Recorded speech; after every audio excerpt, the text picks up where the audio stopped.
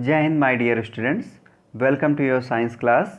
Here is part 7 of this chapter, materials, metal and non-metals. And this is going to be the last part of this chapter. In this we are going to discuss about noble metals, corrosion of metals, and how can we prevent corrosion and what are alloys. So let's start with the uses of noble metals. Okay, so noble metals are mainly used to make ornaments as they are non-reactive. The ornaments made from them do not lose their shine easily. Why noble metals are used for making ornaments? Because they are non-reactive, and that make them to be used as ornaments. As you know that gold, silver, they are used in making ornaments. Even platinum is used in making ornaments because they are not having any reaction with air, water, or any heat normally. So that's why they are not going to lose their sign, and that sign increases their value. If sign remains with the jewelry, that means that is a good jewelry. Okay, this is also used in the process of electroplating. Okay, noble metals. Now you see the platinum is used in electrical gadget, again because of its conductivity and ductility. And the very important thing, the international standards of weight and measures are made of platinum iridium alloys. That is the unique quality which because of that this platinum is used in making weights also. Okay, now very important thing is corrosion of metals. You know, this corrosion is not good in any way for any kind of metals. This is the evil, you can say, because it is not required at all, only it is loss for all of us, but it is happening in the nature. The thing is, what is corrosion? So corrosion is a process by which materials such as metals are slowly eaten away when exposed to the air and moisture. This goes to the metals which are reactive in nature. As soon as they comes in contact with air and moisture, they will react. There will be formation of hydroxide, or formation of oxide when they react with the oxygen, and there will be formation of hydroxide. Okay, if they react with water, or sometime they may form something else also. But all the process that corrosion takes place. You know, rustic of iron is another example, one of the example of corrosion of metals. You know, there is formation of iron oxide, and in the case of iron, when it is copper, then the surface converts into greenish powdery things, and then turning black of the surface of silver ornaments. Again, that is the example of corrosion. And all other examples, all other things like other metals, when they come in contact with the air or moisture, they start corroding. Okay, so it is very important to know that if there is highly moist air, then there will be chances of corrosion accordingly. Okay, if there is less moist air, then you can minimize, or you can think that there will be a minimum corrosion.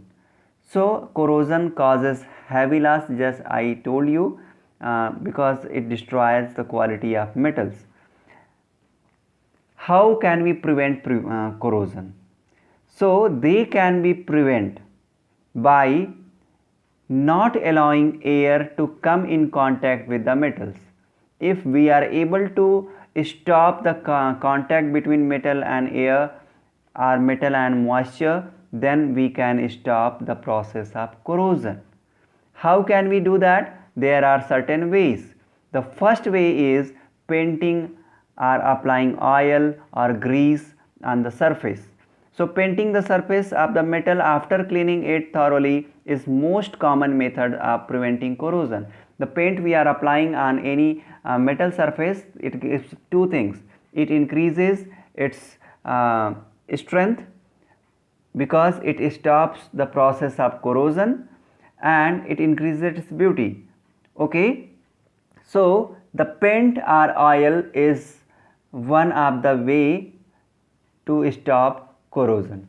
Now second thing, if we cover the metals with another non-reactive metals like gold, silver, platinum, zinc, so if we do that, then we can stop the corrosion of metals. So how can be done? That depositing a layer of another metal which is more resistant to the corrosion is another commonly used method for prevention of corrosion of metals. So most commonly metals used are tin and zinc. So this tin and zinc are used. Now electroplating, zinc is used. Okay, and chromium is used in electroplated steel or furniture or bicycle handle to prevent rusting, and at the same time it gives shiny appearance to the metal.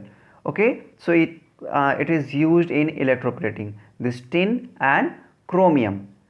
Now the another method is anodizing of aluminum. If you want to protect this with corrosion, so what we can do, a layer of aluminum oxide is formed on the aluminum upon exposure to the air. This prevent further corrosion of aluminum. This is the natural thing which happens, but what can be done in this way is if we follow this process anodizing of aluminum, so it consists of passing an electric current through the sulfuric acid using aluminum as anode. So this will be another way of protecting the metal from the corrosion. This is the natural method and this is artificial method. Okay, now the alloying is another way of prevention of corrosion. So some metals become corrosion resistant when they are alloyed with other metals. I will show you what are alloys and how it is working. So for example, like stainless steel, which is an alloy of iron, chromium and nickel, it does not rust easily. You must have seen that stainless steel, it is not getting rusted, or it is not participating in reaction with oxygen or moist air. So that's why it is corrosion resistant. Now if you talk about alloys, what are these? So an alloy is a homogeneous mixture of two or more metals or one or more metals and non-metals, usually carbon. When we are using carbon, it is non-metals. So it can be a homogeneous mixture of two metals, or it can be mixture of one metal and one non-metal, especially carbon. So this is the alloy. Now you need to find out what is the meaning of homogeneous and what is the meaning of heterogeneous mixture. Okay, just try to find out and you can write in the comment box what is homogeneous and what is heterogeneous. So alloying can be used to increase the hardness of metal. Okay, and alloying is used to make metals more resistant to be attacked by the chemical and atmospheric corrosion. So if we use alloys or we follow the process of alloying, it will increase the strength and durability of the metal. Okay, so alloying is also used to change the property of metals in another ways. For example, if you talk about solder, you know that what is solder. It is used for joining the wires when we are making any electric appliances or electrical appliances. Okay, so this solder is an alloy of tin and lead. You know that normally they are having their high melting point, but when they comes in form of alloys, their melting point is low, much lower if you compare with tin and lead separately, and that lower melting point makes them useful for joining copper wire in electric circuits. And you know another alloy is superplastic. This is an alloy of aluminum and can be stretched several times more than any metals or alloy. Why it is superplastic? Because it shows plasticity much more than simple plastic. even though it is made up of aluminum, that is going to be a metal, but its plasticity is very high when they are present in the form of alloy. Okay, so that is the way it is changing their quality or property. Here you can see there are certain examples, like brass is one alloy which is made up of copper and zinc. Bronze is another alloy which is made up of copper and tin. Solder is alloy of lead and tin. Steel is alloy of iron and carbon. Stainless steel, if you talk about iron, chromium and nickel.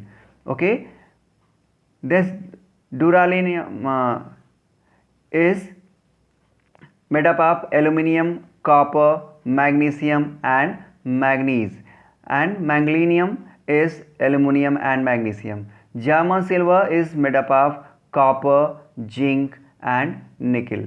So if you see, they are having these properties, like this brass is hard and corrosion resistant, where it is used in making utensils, electrical goods, cartridges, container and then parts of watches and musical instrument.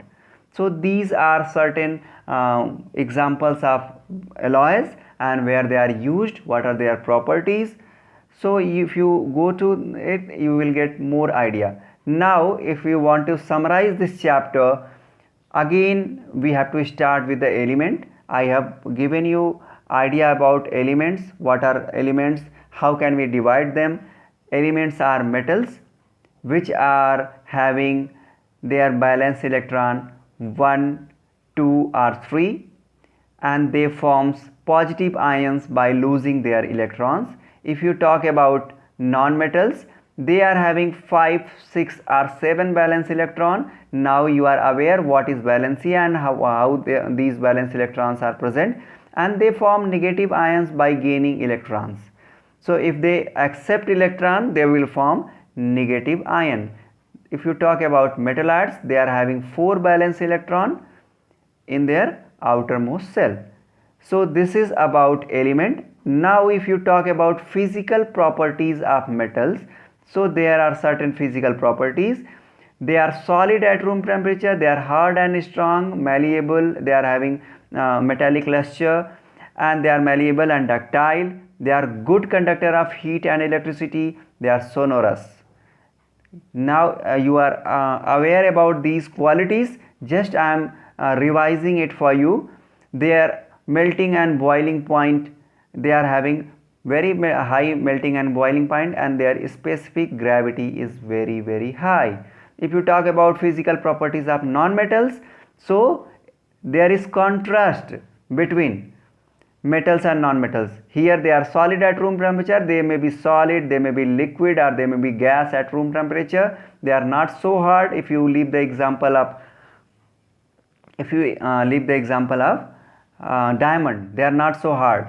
If you consider diamond, it is very hard, but other non-metals are not very hard. They are brittle in nature. Here they are malleable and ductile. They are poor conductor, they are good conductor. So here these non-metals are poor conductor of heat and electricity. Metals are having sonorous property, but non-metals are non-sonorous. Metals are having very high melting and boiling point, but non-metals are having low melting and boiling point. Their specific gravity is very high, but non-metals are having very low specific gravity. So that's all in this video, beta. You have to revise this. Just try to revise by your own and do well in your exam. Thank you. Jai Hind, Jai Bharat.